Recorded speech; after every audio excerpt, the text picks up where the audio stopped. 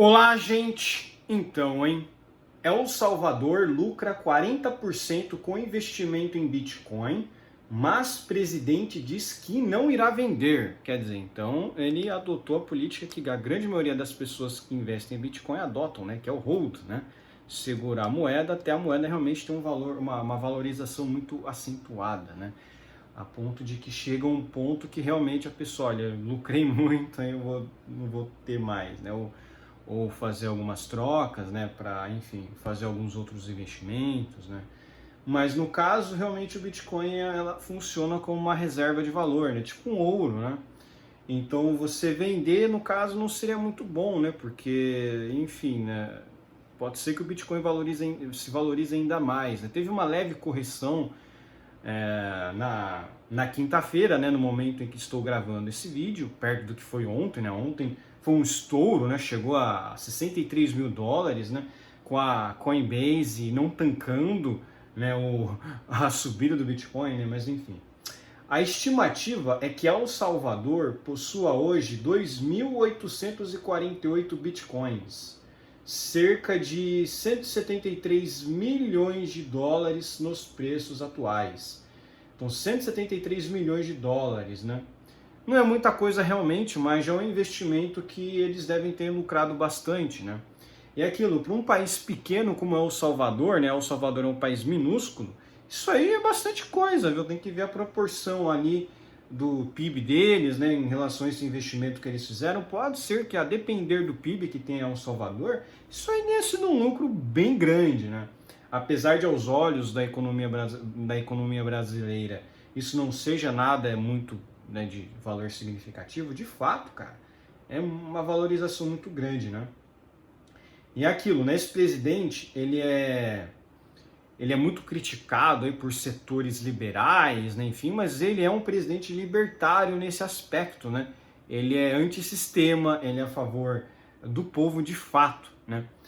Ele pode até ter algumas decisões ali meio que equivocadas em relação ao combate ao crime, mas é aquilo, El Salvador era um narco-estado. Quando ele entrou, ele precisava mesmo tomar medidas dessa forma. A grande diferença entre ele e o Alexandre de Moraes é que ele faz isso pelo bem do povo, pelo bem da liberdade das pessoas, né? E pelo bem da segurança das pessoas. Já o Alexandre de Moraes, ele toma medidas absurdas que só são pro bem dele mesmo, né? Enfim. Então, dentro dos ditadores, né? Quer dizer, ditador, né? Como se ele fosse, como se o cara de El Salvador fosse um ditador. Mas se tiver que pegar ali entre uma ditadura e outra ditadura, né, não tem nem o que comparar, né? A ditadura de Moraes é muito mais, ele reprime muito mais as pessoas, né? No caso ali, o cara do El Salvador tá mandando pra cadeia um monte de gangsters, né? O Moraes tá mandando pra cadeia um monte de velhinho, né? Que, enfim, né? Uma tristeza, mas enfim. O presidente de El Salvador, Bukele, foi ao X na quarta-feira, foi ao X na quarta-feira, repreender os céticos que criticaram a adoção do Bitcoin por seu país, apontando o lucro de 40% que eles teriam sobre o investimento se vendessem a criptomoeda nos preços de hoje. Não vamos vender, é claro, garantiu ele, né? Seu tweet desafiador surgiu enquanto o Bitcoin superava 60 mil dólares, seu preço mais alto desde o final de 2021, quase all time high, né? A ostentação do lucro com o Bitcoin de Bukele parece ser corroborada pelo Bukele Portfolio Tracker, uma ferramenta online que rastreia as posses de Bitcoin de El Salvador e os valores investidos com base nos anúncios públicos de Bukele sobre suas compras de Bitcoin. Acredita-se que El Salvador esteja segurando hoje 2.848 Bitcoins, o equivalente a 173 milhões de dólares nos preços de hoje, hein? Quer dizer, isso, o Daniel Fraga parece que tinha 5 mil Bitcoins, né? O pessoal conseguiu resgatar uma carteira do Daniel Fraga lá antiga, né? O cara realmente O Daniel Fraga, ele tem quantidade de bitcoins que muitos estados aí sonham em ter atualmente, né, para vocês verem, né? Mas enfim, parabéns aí ao Bukele, né? Ele não apostou em Bitcoin. O Bitcoin já é certo que é uma moeda boa. No caso aqui, parabéns a ele por, né, acreditar no projeto, e parabéns a ele, né, por ser aí um sujeito que realmente pensa no povo em primeiro lugar, né? Muito importante que isso seja dito, né? Porque o que tem sido feito no Brasil, né, em questão de prisões arbitrárias, né, é com base na própria segurança deles mesmos, né, do próprio establishment, né? O establishment está aí com medo de sofrer represálias pelos abusos que eles vêm cometendo e pelas censuras que eles vêm cometendo, ou seja, eles repreendem opositores para se autopreservarem. É um absurdo total, né? O Brasil vive realmente uma ditadura do judiciário. A gente tem que mencionar de novo o que aconteceu lá com aquele cara lá de Portugal, é um absurdo total. Isso aqui de nada se equipara ao que o Bukele tem feito lá em El Salvador. O que o Bukele tem feito é tirado a criminalidade das ruas de fato, né? Ele realmente pensa no povo. O que é feito aqui no Brasil é uma ditadura descabida, uma ditadura absurda, né? Com o devido processo legal sendo jogado no lixo, né? Pelo menos o Bukele foi eleito, diferente do Alexandre de Moraes, que foi indicado por um golpista, né? A esquerda adora falar que o Temer é golpista, né? Então o Moraes ele foi indicado por um golpista. Quem é ele para falar de golpe de Estado, né? Ele só está lá porque deram um golpe, né? Segundo a própria esquerda. E ele não faz nada para calar as vozes da esquerda que o acusam de ser ali um indicado de um golpista. Então ele está, no caso, ele está admitindo que ele é indicado de um golpista. Então ele não é um ministro do STF ali respeitável, né? Ele não é um ministro legítimo pela sua própria argumentação, né? Se condenam gente a 17 anos de cadeia por golpe, então deveriam condenar o Temer a 17 anos de cadeia por golpe também, né? Já que ele é um golpista, por que o Temer ainda não foi condenado, né? E aquilo, né, o pessoal, agora, enfim, isso aí é para um assunto do outro vídeo, né? Mas o Bukele, de fato, ele não é um ditador. Bukele é um herói, ele é um herói. Ele tem que ser, no caso, aplaudido, ele tem que ser enaltecido pelas suas características de combater o crime organizado de fato. E não fazer igual aqui no Brasil, que combatem pessoas inocentes, né? E óbvio, cadê a turma dos direitos humanos, né? Os direitos humanos está aí só para proteger as gangues, né? Os direitos humanos não estão aí para proteger opositores políticos, né? Os direitos humanos, eles, na verdade, o termo direitos humanos é muito importante, né? Porque ditaduras como a do Brasil, que deveria, agora que os direitos humanos deveriam estar agindo, né, contra a censura, mas obviamente a questão dos direitos humanos foi sequestrada pela esquerda, e hoje em dia, quando se fala em direitos humanos, fala em direitos de bandido, direitos de traficante, não do sujeito ali que fez uma declaração crítica ao Moraes, que depois foi preso, né? Para vocês verem, né? Embora o rastreador tenha superestimado os lucros da nação em dezembro, desde então foi corrigido e o preço do Bitcoin, entretanto, disparou muito mais alto.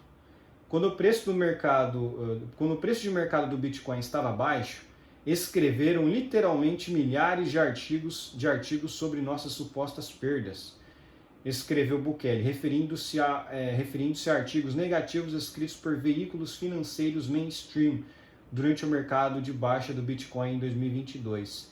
É muito revelador que os autores desses artigos prejudiciais, os analistas, os especialistas, os jornalistas, estão totalmente silenciosos agora, escreveu Bukele. Lembre-se disso na próxima vez que eles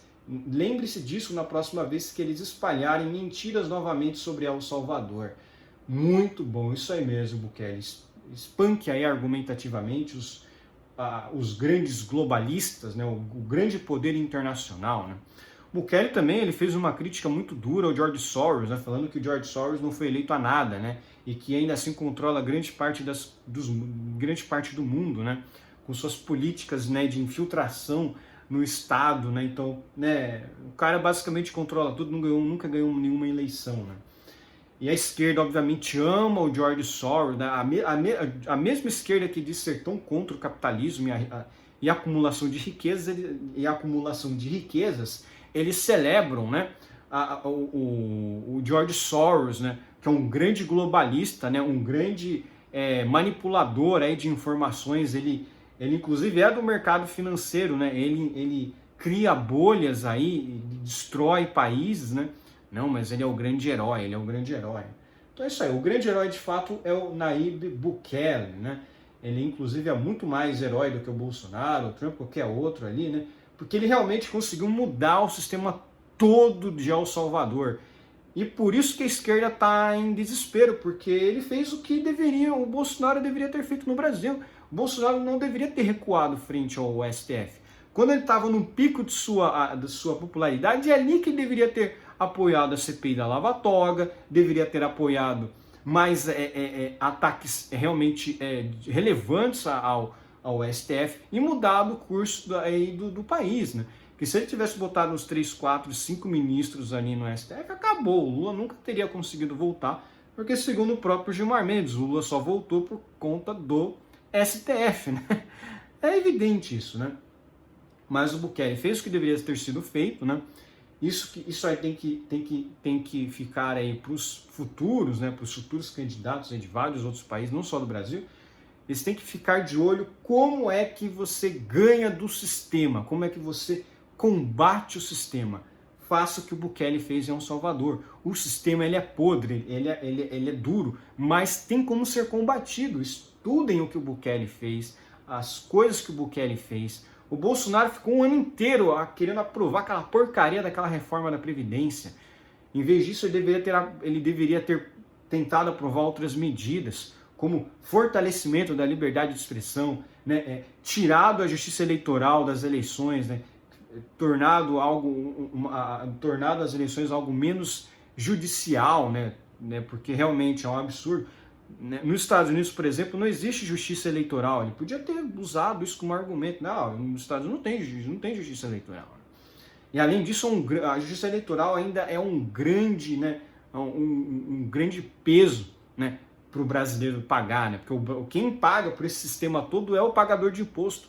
Por isso que eles ficam bravos aí com quem investe em Bitcoin, com quem fala em sonegar impostos, porque está tirando dinheiro deles, está tirando dinheiro da máfia estatal, né? Então eles têm que partir para cima, né? Embora direcionando principalmente sua irritação à mídia, Bukele também enfrentou resistência do FMI, que alertou que a adoção do Bitcoin como moeda legal poderia desestabilizar a economia da nação. Mesmo com a volatilidade do Bitcoin, a administração de Bukele não revogou a lei nem vendeu seus Bitcoins, até se comprometendo a pagar um Bitcoin por dia logo após o colapso da FTX. Apesar dos lucros consideráveis da nação, Bukele disse que o país não tem intenção de vender. Um Bitcoin é igual a um Bitcoin, escreveu ele. Isso era verdade quando o preço de mercado estava baixo e é verdade agora. De fato, um Bitcoin é um Bitcoin, né? Não tem como... O cara foi reeleito com 85% dos votos, né? Ele teve uma votação de 85% dos votos, uma votação que o Lula nem sonha em ter, né? Uma votação que nem o Moraes sonha em ter, então por isso que a mídia esquerdista fica muito brava, porque ele realmente combateu o sistema e as pessoas gostam dele, né? Porque as pessoas gostam de quem faz política para o povo e combate esse sistema corrupto, né, ditatorial e repressivo em que vivemos, né? Mas enfim, parabéns aí a El Salvador, né? Um forte abraço aí, curtem o meu vídeo, inscrevam-se no meu canal, comentem aqui embaixo, compartilhem meu vídeo nas suas redes sociais para me ajudar na divulgação e inscrevam-se no meu canal no Rumble. Um abraço.